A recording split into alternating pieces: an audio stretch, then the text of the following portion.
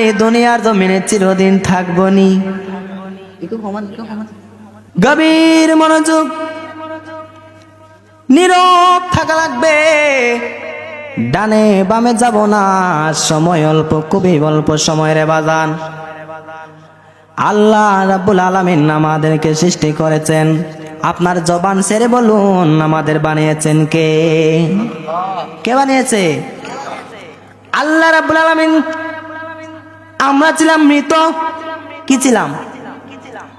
আমাদের দেহে প্রাণ দিয়েছে কে?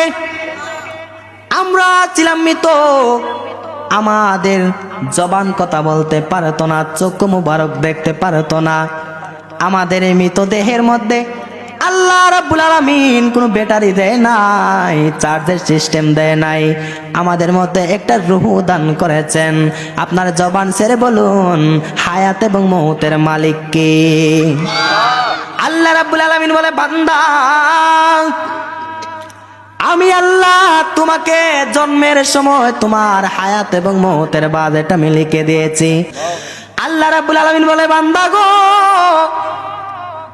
ও বান্দা,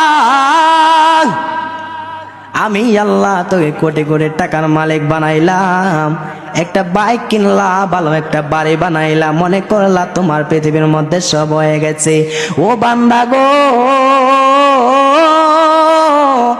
এটা তোমার দুনিয়ার সফলতা নয় রে বান্দা।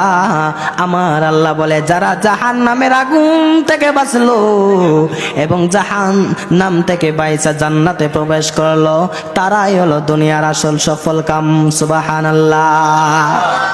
এই জন্য বোঝা গেল বাড়ি থাকলেই সফল হতে পারা যাবে না, ঠিক না? আসলে দুনিয়া সফল সব কিছু নয়। আজকে আমরা সিলেট থেকে আসলাম, যেতেও পারি, নাও যেতে পারে। আমাদের যদি হায়াতের বাজেট শেষ হয়ে যায় রে বাজান, আজকে আমার এখানেও মরণ হতে পারে কি পারে না? এই জন্য হায়াতের বাজেট যে কোনো সময় শেষ হয়ে যেতে পারে। এই জন্য বাড়ি পাইলাম, গাড়ি পাইলাম, সুন্দরী স্ত্রী পাইলাম, এবার বাইবেন না আপনি মনে হয় আর মারা যাইবেন না। আপনাকে মনে রাখতে হবে আল্লাহ রাব্বুল আলামিন আমাদেরকে দুনিয়াতে পাঠাইলেন। আল্লাহ আমাদেরকে কেন দুনিয়ার জমিনের মধ্যে পাঠালেন? ওয়ামা খালাকতুল জিন্না ওয়াল ইনসা ইল্লা লিয়াবুদুন।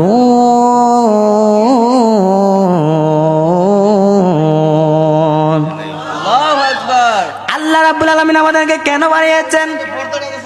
ও আল্লাহ, আমাদেরকে আপনি দুনিয়াতে কেন পাঠালেন? আল্লাহ রাব্বুল আলামিন বলেন, ওয়ামা খালাকতুল জিন্না ওয়াল ইনসা ইল্লা লিয়াবুদুন। আমি মানুষ এবং জিন জাতিকে সৃষ্টি করলাম একমাত্র আমি আল্লাহর ইবাদত করার জন্য। আপনার জবান ছেড়ে বলুন ইবাদত হবে একজনের, তিনি কে? ইবাদত হবে কার? দুনিয়ার কোনো মানুষের হবে?